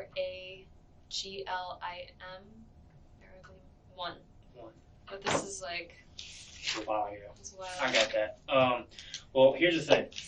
I got 3 kids, and we've downloaded a lot of games on our phones and our iPad and everything, and the little buggers will try to know the passcode. Now, Danny seemed very involved with his children. Yeah. I got that sense as soon as I stepped in the house. Is there any chance that the Maybe kids may they know the iPad code. They might. All right, when we get a chance, can we just double check and see that? Because that might help us out. Can I ask them Yeah, rather than you? I just think. Oh, no. No, you're gonna be the one Yeah, asking. I want you to ask them. Absolutely. They know. I don't have an iPad, but my parents do, and they know, like, what's the secret code, Right. so they would know if Abba had a secret. That's what they call Danny. They call Yeah. him Abba. They would Yeah. know if Abba had a secret code, what's the secret code. Right. So I can ask them in a way that. Yeah, and so the iPad and the phone, if they know.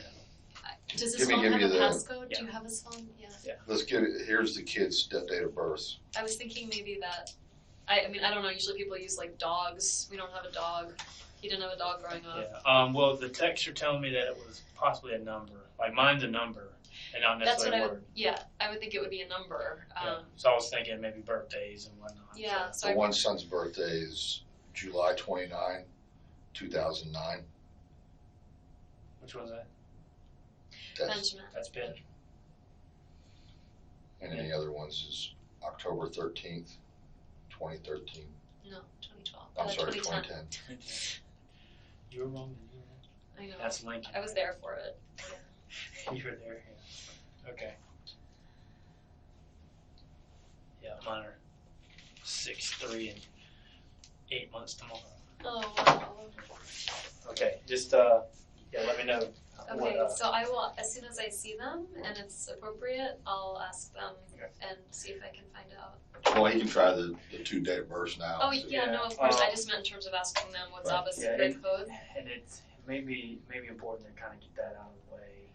I know, I just meant like I haven't seen my kids No, yet. I so understand that. I understand that. And it is. as soon as I see them and I can be like, does Aunt Lynn have an iPad? You know, does Papa has an iPad? What's his code? I'll ask as soon as I can ask, okay? Nice to meet you. Adelson suggests possible passwords that Markel might have used, but there is no guarantee that any of those will work. Fortunately, the police will be able to work around that if needed. Nice to meet you. So that's, is that Hebrew, the Ava? Yeah. Okay, that's father? Mm-hmm. Okay, I didn't know that. Yeah. I know that, like, abuela for Spanish is grandmother. That's true. Right, Sarah? I did. Do you speak Spanish? No, I probably should, but I don't. I do. Okay, the guy that you were seeing in the fall that Jeff got jealous of and His saw name's Daniel. Daniel? Mm-hmm. Daniel what? Sack. Sack? S-A-C-K. He's moved. So he was, he and I actually went to college together, and I randomly found out that he was still in Tallahassee. But he was really eager to leave Tallahassee. He wanted to be in the Northeast. And so. Law student? Lost. No, he's teaching at the theater department. So we knew each other in college and then lost track for 12 years, and then he ended up getting hired by the theater department here. But since left? Since, yeah, in May, at the end of May, he moved to Amherst to start a job there. Connecticut? Massachusetts. In May? Yeah, end of May, maybe early June, something like that. Is Amherst a college? Yeah, but he's at UMass Amherst. Okay. My stomach really hurts. Do you need to eat? No, I don't know that I'm going to eat for a long time. Okay. Do you I need think I something? had that You got water. last lunch. And you saw him briefly at the same time you were seeing Jeff? In the fall, yeah. I had actually never dated 2 people at once before, but I wasn't exclusive with either one. And Right. so I dated them both until until I realized like Daniel just was gonna leave, and I thought Jeff had potential. So. But let's get back to this Saturday. Mm-hmm. I guess this was this past Saturday that he got mad about. When he got mad, it was June 28th. It was before I left Okay. for Miami with the boys. Okay. So, yeah, he got really mad. But what sparked that? That was what was really sort of surprising is Daniel had been gone. We'd had a month of like really, really great times, very happy month, and we went out to a nice dinner with friends and then got back to the hotel room, and I could just tell he was upset. And so for me, it kind of came out of nowhere. Was that in Gainesville? Yeah. Okay. And that's when Jeff wanted to look at your phone or something? Yeah. Did Jane tell you that? Yeah. Or so he had said that he wouldn't, it wasn't that time, but he had said, like if Jeff would be over and I was doing something, I would leave my phone out. I have this like old agenda book, I'd leave that out. And basically he said that he like saw that I had called Daniel, and he saw it in Daniel my phone. Stack? Mm-hmm. Okay. Sorry, that's why I said there's Danny and then there's Daniel. Gotcha.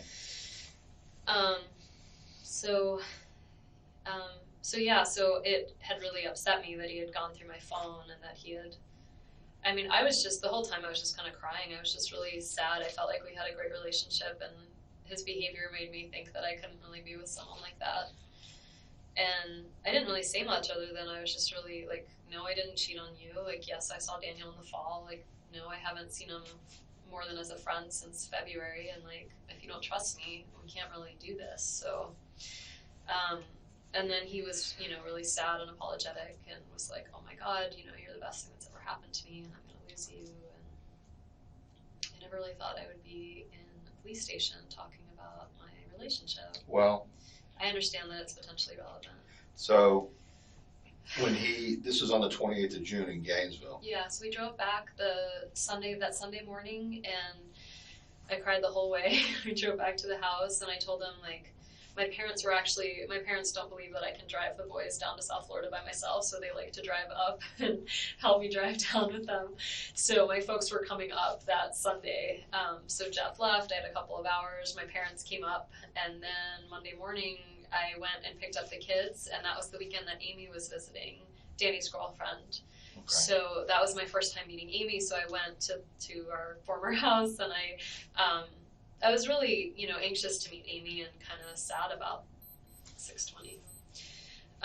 Sad about the whole thing, and so my dad was like, well, I'll stand with you. So my dad stood next to me on the doorbell, and Amy was perfectly lovely, and I picked up the kids, and they seemed really happy, and got in the car and said goodbye. Okay. That was Monday. Yeah.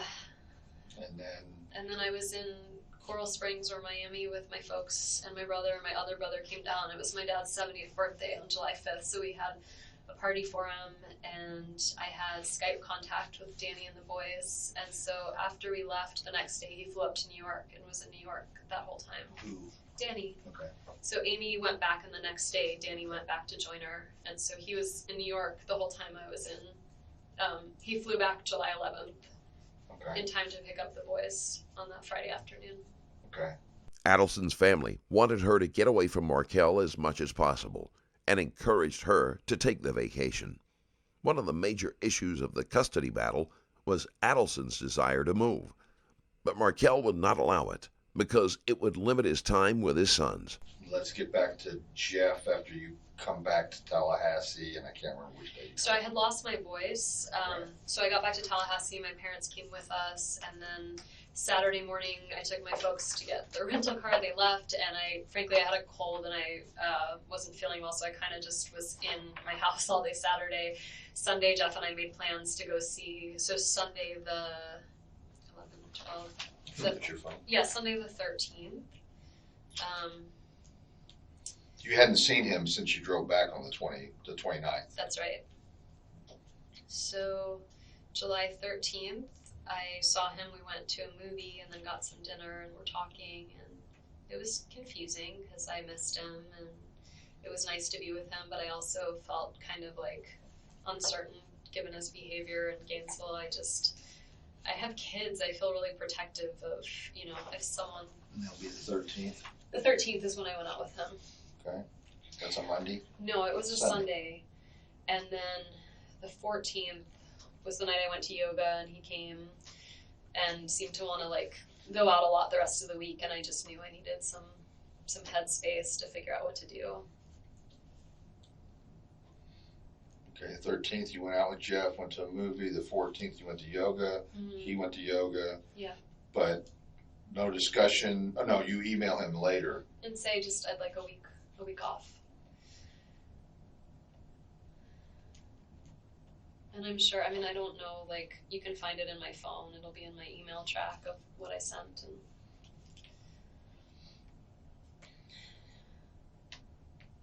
And then basically to Jeff saying, I want some time. He doesn't respond, but he brings the gifts on the Tuesday. Yeah. But you'd had no contact since the yoga on Monday night. No.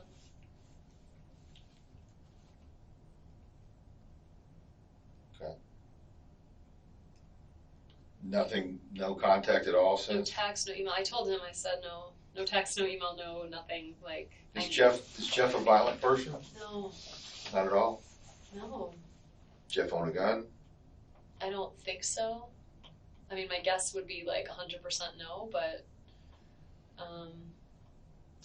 I guess I was only in his house one time. I mean, he certainly could have a gun and I wouldn't know about it, but he never lives by himself. Lives by himself. He'd never talked to me about a gun. Okay. I mean, he was in the military, so Oh, he was in the military before? Yeah, he grew up in California. His dad was in the Air Force, and then he was in the Air Force and ended up in Eglin Air Force Base, and he started going to community college and took classes and was really bright and ended up doing a PhD here at FSU and then taught in Arizona and then just got rehired here. Not rehired, but like hired. And that's how Jane knows him, is she's doing a PhD in social work and Jeff is a professor in social work. I want to get a picture just to confirm I'm not talking about the right person. I probably have one on my Sure. phone. And you can find him on FSU, right? How long has he been back at FSU? Since August. And you all met through Jane? Yeah. No, I just have pictures of my kids.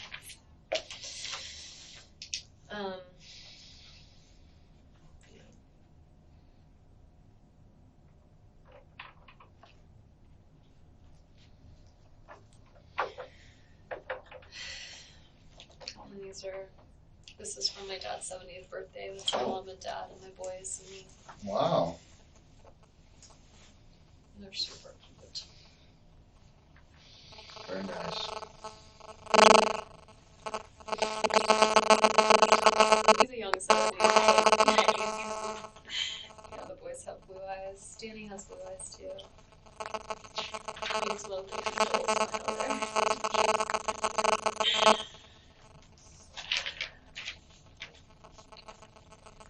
The Adelson family was close-knit, and her mother and brother were particularly set on severing her contact with Markel. While her father shared the same attitude, there was no evidence to connect him to Martel's death. The thoughts are definitely coming in. Yeah. I'll go see if I can get a... Oh, I wanted to call my parents. Yeah. Should I wait? Just for a couple minutes more, I'm just going to get a picture so I know that I'm talking about the right person. Okay. It'll come from a database. Okay. I can listen to messages. It's Jeff's phone number. I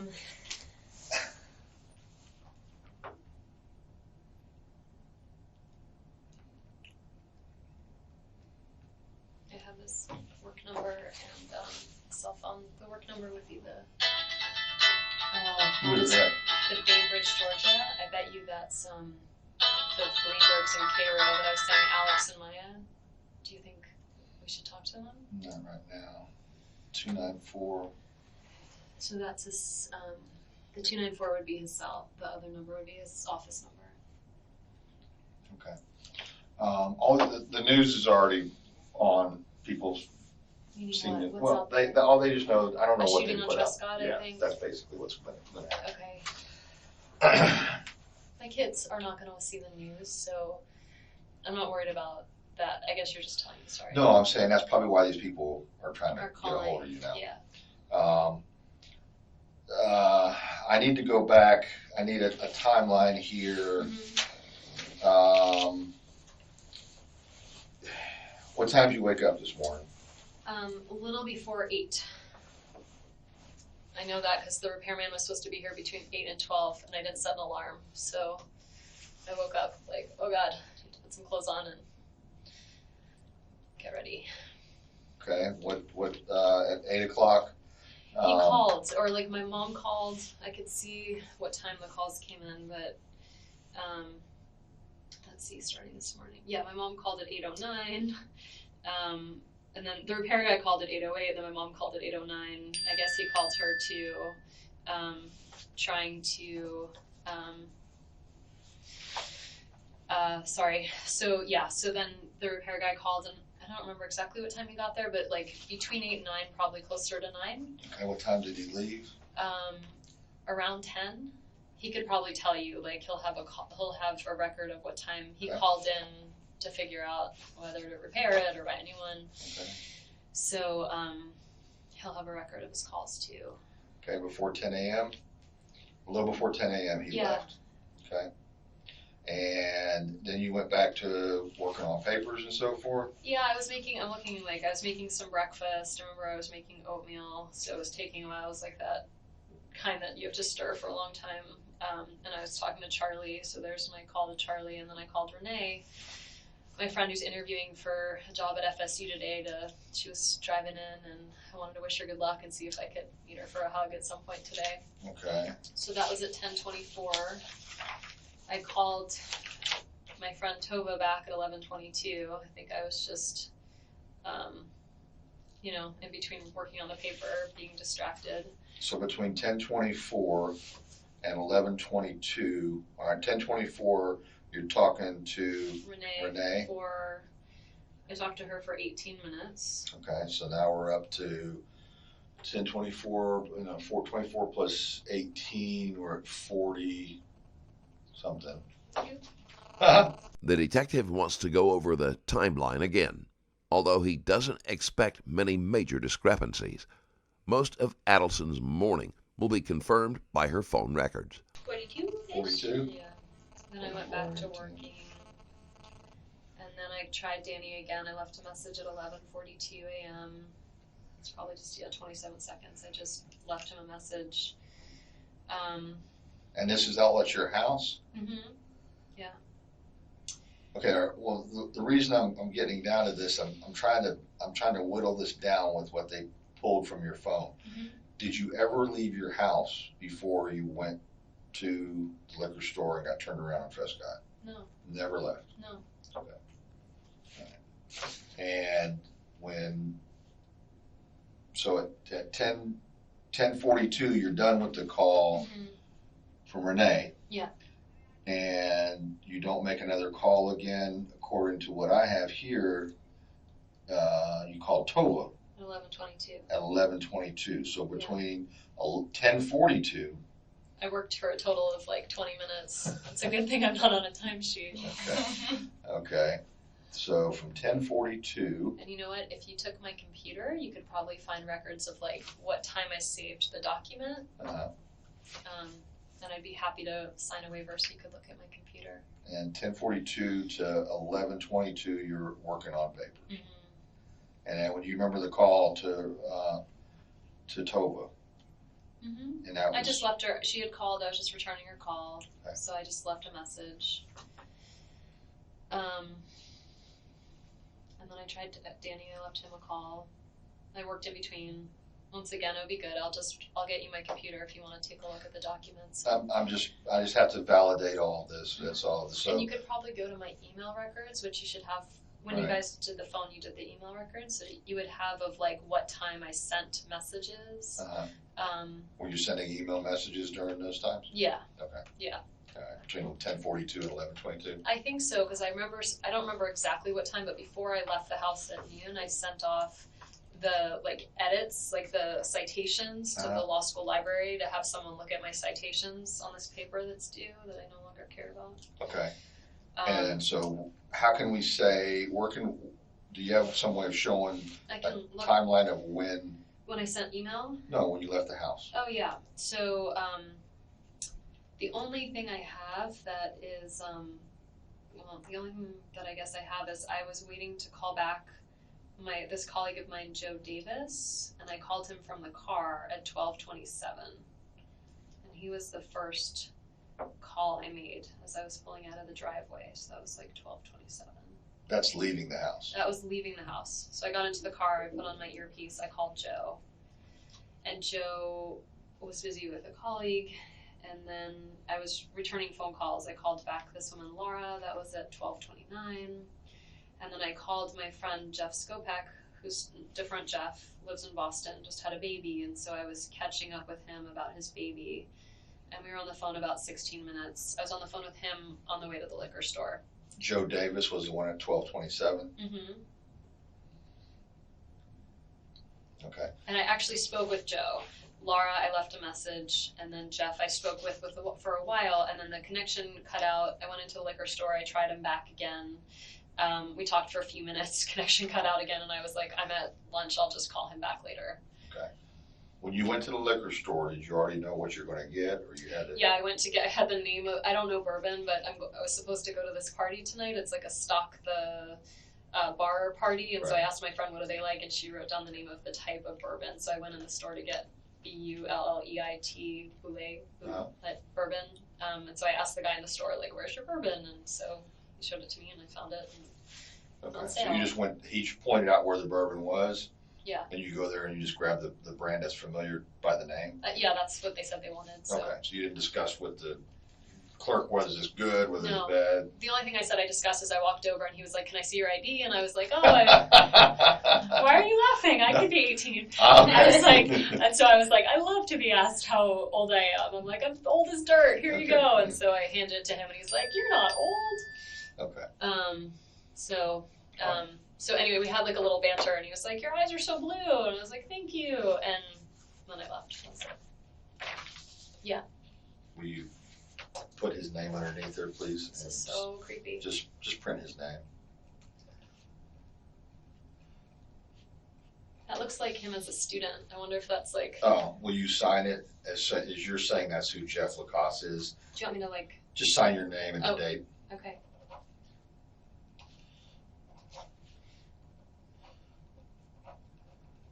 Okay. I just want to confirm Okay. who this person is. Yeah. Call your folks. Okay. I really don't want to make that call. I know, but I know. I just you like. can wait if you want to. No, I feel like just- I was holding you up. So You were, and I I was okay. No, I mean I want them here. I don't want to tell them what happened and what's going on because they're very emotional. Well, And Make sure they're not driving. well, that's the thing is like they're gonna now get in the car for 8 hours and come up and Are they both very emotional? Is one more emotional than the my other? mom's more emotional than my dad's more of a straight shooter. okay. People must really know now because I just got a text from someone that said, I know everyone is calling you right now, but could this really be happening? The questions asked by the detective are fairly routine, and nothing suggests that he considers Adelson a suspect. That could change with new information. Okay. You can get it back. Okay. This email to Jeff And then, on the 14th. What I haven't looked at any of that stuff. yeah, I could probably find it for you, like in my. Well, I'm just saying, like if we stop at my house, I can go to my sent mail and find it for you. What do you remember? What you said? Basically, just I was kind of vague, but I just said like I'm having a hard time. My head and my heart are saying two different things right now, and I just would really appreciate if I could have a week of no contact from you to figure things out. Okay. That's basically it. I mean, you'll see. But you didn't telegraph anything at yoga.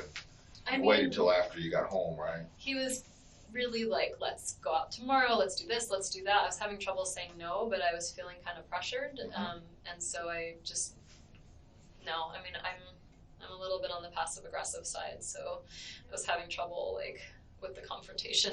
And then he left and you left separately from yoga. Mm-hmm. Okay. And then that's when you went home and I decided. went home. I actually was having a conversation with a friend who suggested the no contact for a week just to get some heads, like just to clear my head, and so I thought it was a good idea, and I wrote on. But I want to clarify. That's because That's because I was trying to decide whether to get back together with him.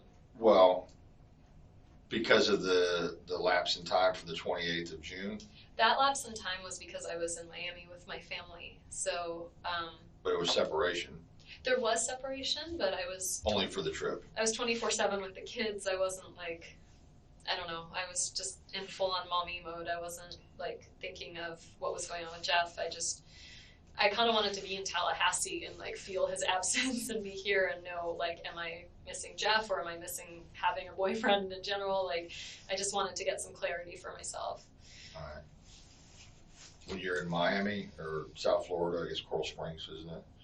When you're down there, are you and Jeff constantly in communication? This 2-week period, you mean? The one after? The one that just happened? We weren't in constant communication. I'd say we were in communication. We talked a few times. Over the 12 days, we talked maybe 3 or 4 times. We texted a little bit. I would tell him something funny the kids did or something. But I honestly didn't have a lot of privacy or time to myself, and so I was feeling sad about what was going on, but I wasn't communicating with him that much. You're feeling sad about? Well, I felt like he and I were in a great relationship, and he had done this thing to kind of make it not so great. How would you describe his actions in Gainesville as far as the coming back from dinner? Yeah. Going through your phone? No, that he did like months earlier. I'm sorry. So that didn't happen that night. He came back and he was upset, and he said, like, I was asking about this, like, every year FSU picks a book for all the freshmen to read, and this year they picked my book, and so I'm giving this speech in August in front of the whole freshman class, and he was like, I was going to wait until your big speech was over in August to tell you this, but, like, I just can't, like, keep it in anymore. Like, I know that you were cheating with Daniel. Like, I know that you were seeing Daniel. And then he just kept talking about it, and the way he was going about it, it just felt very much like he was like, I have evidence, and, you know, it was very kind of legal in a way, and it just seemed, I don't know, like he just didn't trust me, and I was kind of feeling like that was going to be the end of us. Okay, I misunderstood. So he did not go through your phone or anything? He did previously. He had said to me, like, well, on March 19th, where were you? And I was like, I don't remember what I ate for breakfast. And so he was like, well, when I looked at your agenda book, it said that you were supposed to see Daniel that day, and he's like, and I looked on your phone, and, like, you used to have all your old text messages up, but now you've erased them all. And I was like, I don't know, The behavior of Adelson's boyfriend was disturbing enough to look into, but ultimately had no connection with the case. Went through my phone and erased stuff sometimes. He's bringing this up on the 28th. He brought all this up, okay, of, like, past stuff that had happened since February. Did he ever show any jealousy or any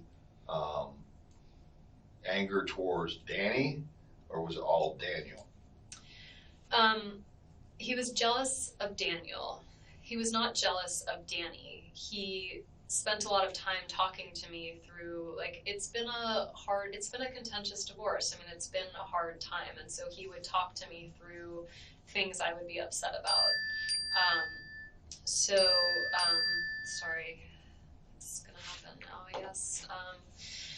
So, you know, I mean, he's a therapist, so he would sit and let me talk for long periods of time about how sad I was about certain things or how upset I was about certain things. And he would just listen and offer ideas of, like, well, what if you tried, like, you know, if it upsets you that you hear from him so often, we have a parenting coordinator. Like, what if you ask the parenting coordinator to only have emails from him, like, twice a week instead of all day long every day, 5 days a week? You know, like, he would listen and say, I'm so sorry you're going through this, and then offer alternatives. But he was never like, I'm so pissed, or, you know, he wasn't. He never showed emotion towards any of this? I mean, in the sense of, like, I'm so sorry for you, like, this sounds really hard, I'm sorry you're dealing with this. He would hold me, you know, that kind of stuff, but not like, I'm so angry. Did he ever meet Danny? Yeah, he met him a few times. Sometimes Danny would be late to pick up the kids, and there'd be, like, an overlap where Jeff would come, and so he had met him. There was, like, the boys sang at the Capitol one time, and Danny was there and Jeff was there, and Danny seemed, I mean, I'm sure it's not fun to see your ex-wife with someone new, but Danny he was very pleasant and very fine about it. He was really appropriate, and Jeff was like, you know, they'd say, hey, you know, they wouldn't really, like, make a lot of small talk, but fine. Had Jeff ever been to your former house on Trescott? No.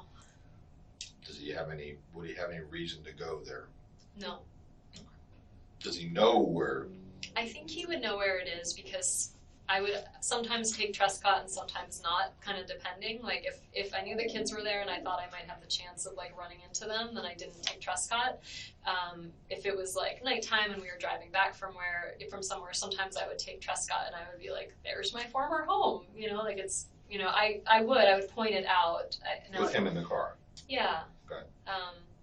I don't remember, like, a specific instance in which I did that, but I'm sure that would be something I'd say, like, wow, that was my house, like, isn't it pretty, or, you know. So you never took him there specifically to pick up the kids, or no, exchange anything, or anything along those lines? No. What was the most recent time from now, the most recent past time that you had this discussion about the trials and tribulations of your ex-husband and so forth with Jeff? It was all the time. All the time. Okay. I can't pin down a date, but I'm trying to think of, like, what the most recent issue would be. I haven't talked to Jeff all week, so it wasn't now. You didn't talk to him since Monday night, and Not you since emailed Monday. him with no response after that. Yeah, so it wasn't this week. But Between co-parenting and sorting out their legal issues, Adelson would naturally bring up Markel often in conversation. I'm trying to think of what it. I mean, there were always things like when he first started dating Amy, he would Skype from bed with Amy, and so I would talk to him about that. Of like, I don't think this is that appropriate. Like he's Skyping, from bed. You and I would never do that. But I think that was more like a month ago. What was the last? I just wondered if there was anything recently that kind of There was nothing sparked. like a huge thing of like, oh, I can't believe he did X, Y, or Z. And in fact, Jeff, like we were trying to figure out the school decision this week, but that happened. I got the call like on Tuesday or Wednesday, so Jeff didn't even know about that. I honestly can't think of a. Right. Did you have a contact person at this prospective school for one of your kids? Who Yeah. was that? Danny and I both talked to her. So it's a woman named Erin Lombardo. I think she might be the assistant principal there. So What's the name of the school? It's the School of Arts and Sciences. Okay. It's a charter school in town, and I had put in an application for Ben, and he got picked from the lottery to go. And so they called. I can find when they called. I think it was. They probably called Monday.